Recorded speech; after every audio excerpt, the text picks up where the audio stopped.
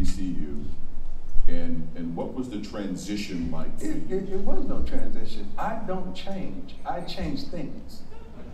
Where's Chris coming out? Where's Chris? Chris, where are you? Are you out there? Chris is one of the young men who's responsible for me being here. I coached his son. Gosh, I've known Deion for probably 20 years, and it's funny. I think his first coaching job was coaching my son with his youth league team, and I knew Deion prior to that, but he was a phenomenal coach. My son was really unsure about playing football, and Deion transformed him in a year, and did that to a lot of kids. You could see early on that he was going to be tremendous if he ever wanted to continue coaching. And so I've just appreciated the friendship over the years. He's a great guy. People lose sight of, when you talk about Deion Sanders, they see the glitz and the glamour, but as a player, you talk to his former teammates, nobody studied more, nobody practiced harder. He is going to be a tremendous coach. He is a tremendous coach because he holds his kids accountable. He does all those things that you want a coach to do. You want somebody like that coaching your kids. So, I couldn't be more appreciative of the friendship over the years, and he's my guy. They play each other. So yeah, Brett texted me a little earlier, and he said, "Hey, tell Prime I'm coming for him week 3." So I said, I'll tell him. I'm sure he's going to say the same thing right back to you. So, but he really did. He helped Brett a lot. And, you so many people along your journey, right, to help you out, and he's one of them that Brett will always look fondly on and say, when I was a kid, he helped me tremendously. So I think he's done that to a lot of people. I coached his son when he was 7 years old, and we were winning then. The same principle, the same thought process, the same way we work, the same work ethic, the same knowledge of the game, the same want and hunger and thirst for the game. I coached the same during the way I was coached as a young man, and I added me into it to even take it farther. So I didn't change anything. So I just learned relationships, and I learned pretty much don't expect me out of them. And that's a fault that we all have. We expect someone to make the same decision that we would make and do the same thing that we would do, or to react the way we would react. And that's not even possible, because there's only one you. God only made one you.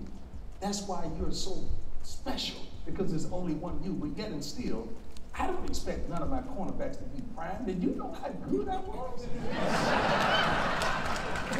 I'm just joking. No. I really don't expect my cornerbacks to be that. And I want to see what that young man has, or that young woman who's employed in that program, what they have. And I want the best you to be. That's the deal that I made with my kids.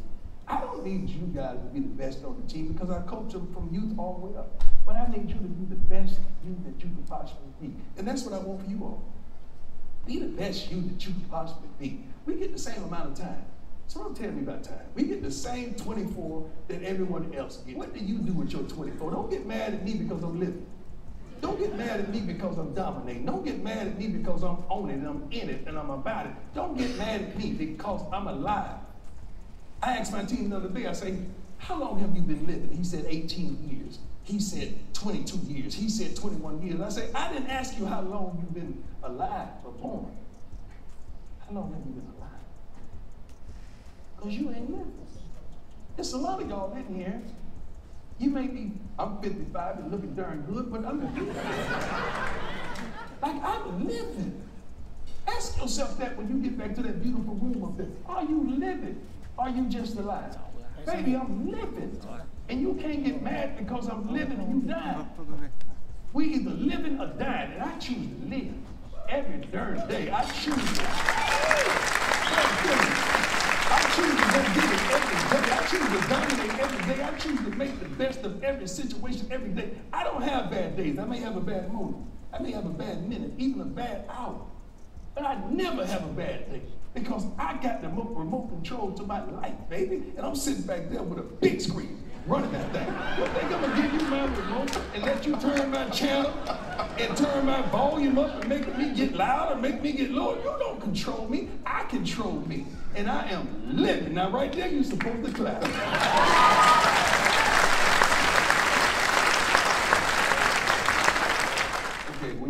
about disruptive, I want you to understand, we've been sold out for the season for months. I want you to understand that we sold out the spring game. I want you to understand we had over 500,000 viewers. Thank you, baby. You go, girl. You go, girl. You go, girl. I want you to understand that we had over 500,000 to watch a spring game, the highest since 2016. I want you to understand that our apparel sales have gone up 700%. I want you to understand that we, the #1 team in the portal, ranking-wise. I want you to understand that we finished, I think, in the top 25 in recruiting, and we just got there last December. I want you to understand that what we've done in that community, I feel bad that they've taken the prices of these tickets and these hotels up there crazy, but we have simply changed the game, and we have not played a game. So when you talk about disruptive, I mean disruptive. So when you thought I was joking when I tell you we changed the temperature in every darn thing we walk into, and the reason I say we is because I couldn't do it by myself. The Bible says thy rod and thy staff, they comfort me. So I got a tremendous staff. And they didn't really give me credit. Like credit should have been given for the type of staff that we have. I mean, I could go get kids all day, but that staff, I got a head coach that was a head coach in a major college, come to be an offensive coordinator. I have 2 coaches from Alabama on the roster. I have guys from the NFL, guys from high school that I gave opportunities to, as well as guys from college. So when you talk about being able to communicate to every player inside their locker room and having disruption, we disrupted every darn thing. And they have never seen the likes of it. Our first 2 games are on national television. That's disruptive. Everything we do is disruptive. This conversation tonight will be all over social media. That's disruptive.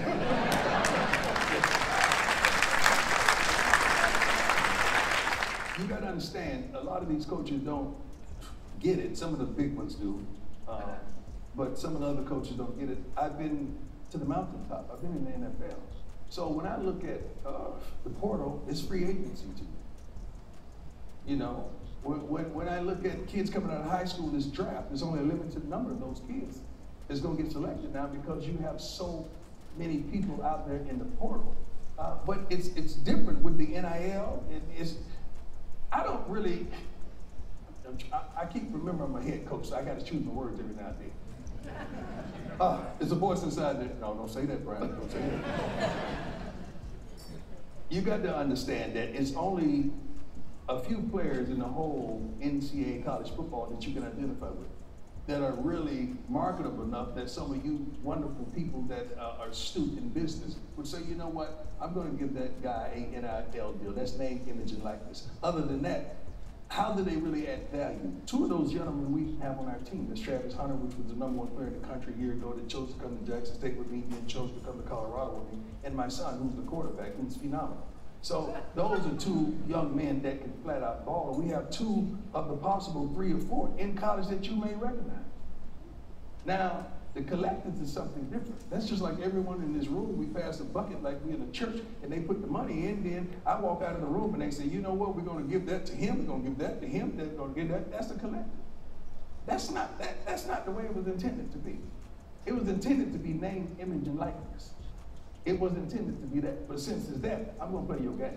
But not only are we going to play your game, we're going to dominate your game. Not only that, we're going to dominate this portal because you made it that way. Just because I do everything to win, don't get mad at me. Don't get mad when the rabbit got the gun too. Hunting isn't fun when the rabbit has the gun. It's prevalent to me because I understand what education is and the journey that education could lead you on and give you an advantageous start. We just was notified last week that we had the highest GPA in Colorado's history on the football team in a semester ever. You know why? Because Coach Prime don't play. He's smart enough to know that 90, at this point in time, because we got some dogs now, but I would venture to say 90% of these young men aren't going pro. So that 10% that is, I focus on them, I love them, but they have they have those intangibles. So I spend the majority of my time and my staff and people we brought in to assist on that 90. Because I want that 90 to forget being a professional football player, you still could be a professional. Ain't nothing wrong with y'all. The most prolific and profound people in this country, and I read Forbes, I subscribe to Forbes. They just play football, baseball, or basketball. And they still making things happen in their community, their assets. So I invest wholeheartedly. If you have one F, I can deal with that for a few weeks. But if you have two, you can't even come on my practice field. I don't even let them come near the complex. You can come over and eat and get your butt back in class or classroom or do something, study hall, do something. Don't even come over here. Because if you're lacking in this, you're going to like in that. Because you know you got to get this in order to get that. So the point that you don't want to focus and get that means you really don't want this. So I make them suffer and understand how important education is. So in saying that, having the highest GPA in the history, I'm very proud of that.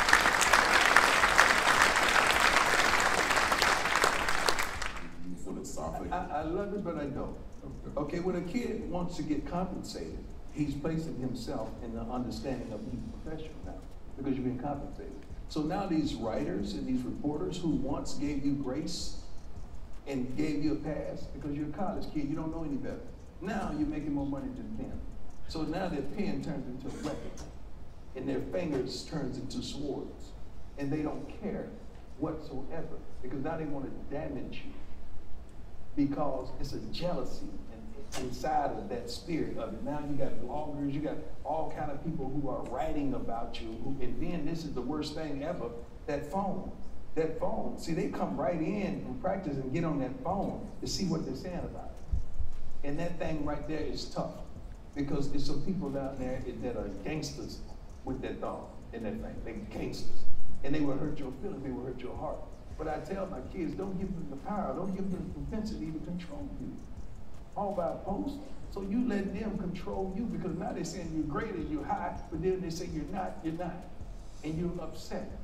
Now you spiral. Now we got to send you to the mental health persons that we have on hand and the spiritual health persons that we have on hand, so you can regain balance in your equilibrium. See, there's several different types of leaders. So a lot of people think you always got to be out front and lead. You don't have to do that. Some people aren't built like that. Some people are just leaders. I never yelled at my teammates. I never gave the rah-rah speeches when I played the game. I practiced at a certain level, and I went about my business a certain way that people want to follow. But you never saw me mic'd up and, guys, we're going to go out there. I wasn't like that, because that wasn't real to me. Take the camera off, and I want to see if you do that then. You never seen a running back mic up when they got ready to play Ray Lewis, did you? You never seen a receiver mic up when they got ready to deal with me, did you? So that whole mic and all that stuff, you just playing, you mic up when you get ready to play somebody that you know you can have. You know, I guarantee you ain't no boxers micing up to get in there with Floyd Mayweather. Ain't nobody signing up for that. So I love leadership, and I read and I study, and it could be one intangible word like right now, it's winning. Like I'm on winning. And we take for granted that these young men have won. And we're teaching them a whole new thing. Some of them have won in Pee Wee League. They had won in high school. They had won in college. Now you bring them here, and we keep talking about winning. But we got to teach them how to win. See, winning don't start in September when we go play PCB. Winning starts right now. So if you and your homie going to the cafeteria, I want you to just walk one step faster and win.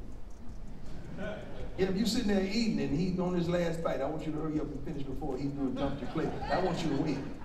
The day at the end of the lineman running, I picked out this lineman, I picked out that lineman, defense, offense. I come on, you guys gonna race. You're gonna 1 to 30. We're gonna see who wins.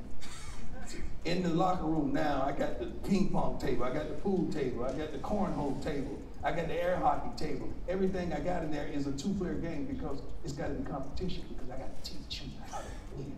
Everything we're about is winning. And see, you guys are always talking about, ain't no scoreboards in life. That's a lie. The car you drive is a scoreboard. The clothes you have on is a scoreboard. That purse you have, baby girl, that's a scoreboard. Okay? The house you live in, that's a scoreboard. We keep talking about this stuff, but there's a scoreboard every darn where you go. If you're going to put up a scoreboard, baby, I got to win.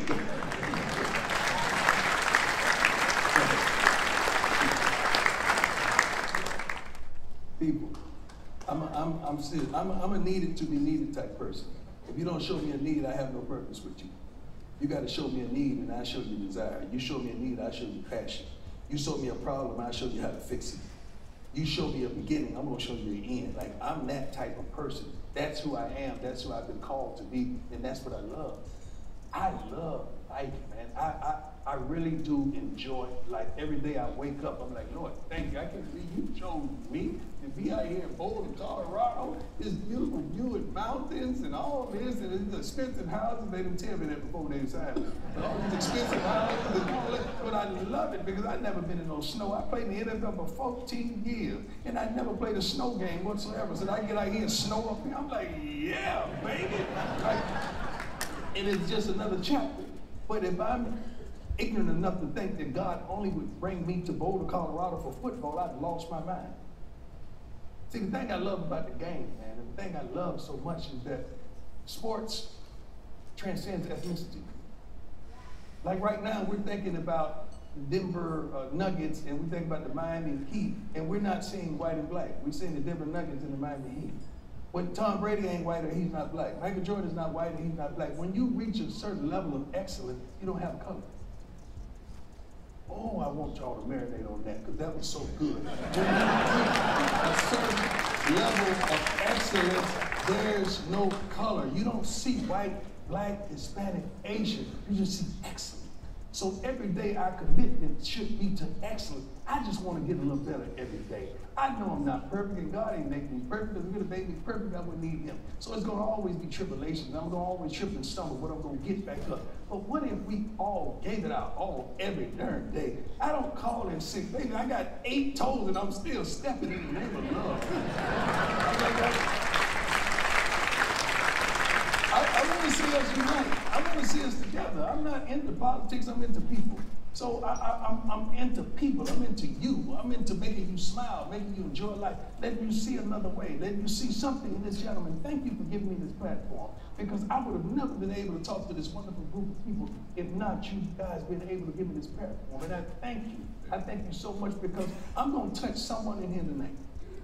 Someone in here tonight is going to change their whole perspective, and they're going to go back to the office, whether this week or next week, and they're going to be ready to go. They're going to call a staff meeting. They're going to say, baby, let's go. I got a new attitude. Let's go. We're going to do this, and we're going to do this together. Let's unite. Let's hug. Let's kumbaya, y'all. Let's do whatever we got to do. But we're going to win. If we don't do nothing, we're going to win.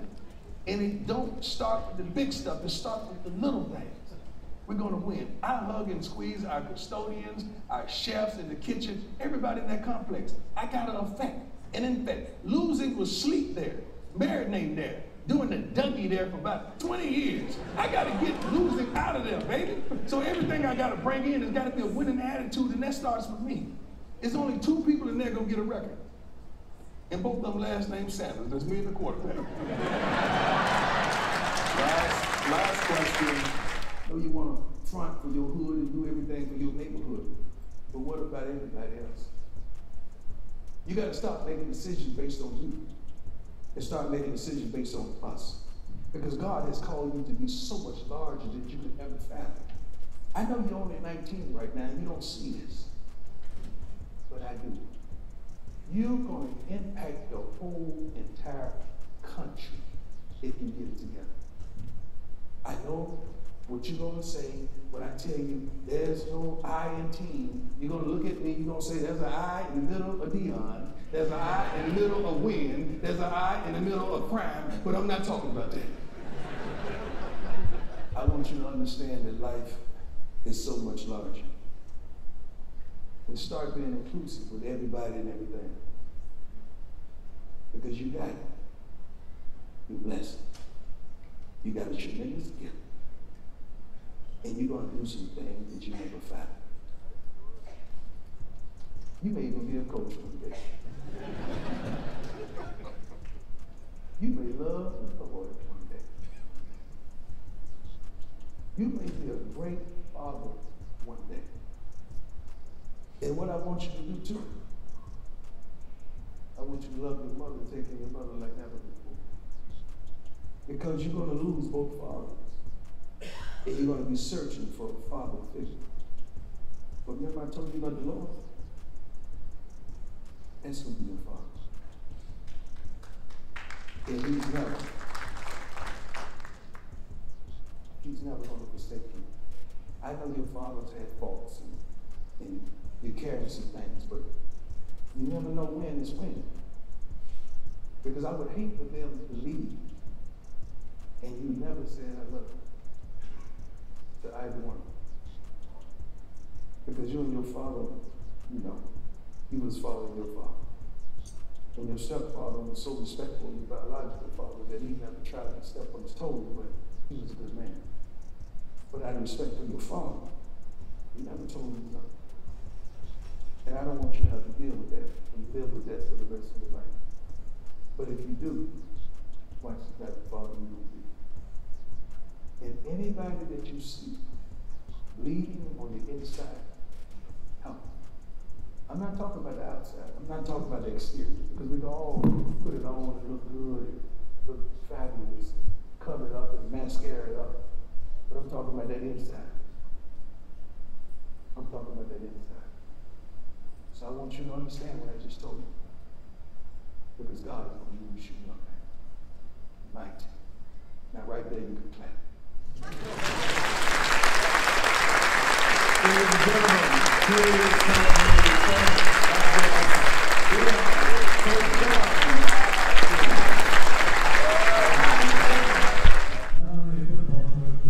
God is good. And so is Prime.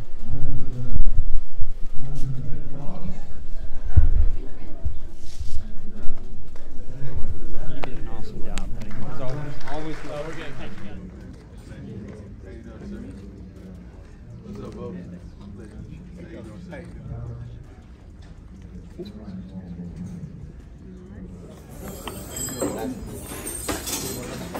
How you doing, lady? How you doing, Bo? How you doing, guys?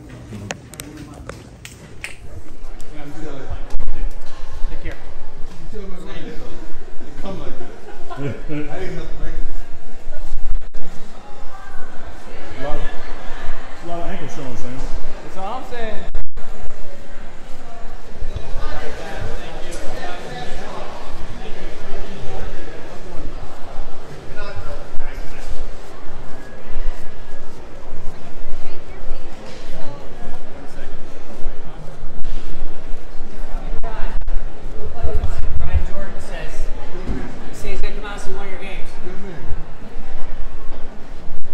Thank you so much, man. Appreciate it, John. Safe flight back. Take care, man.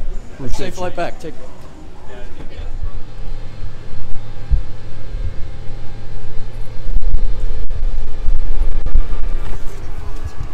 Food? Yeah, your KFC's right here.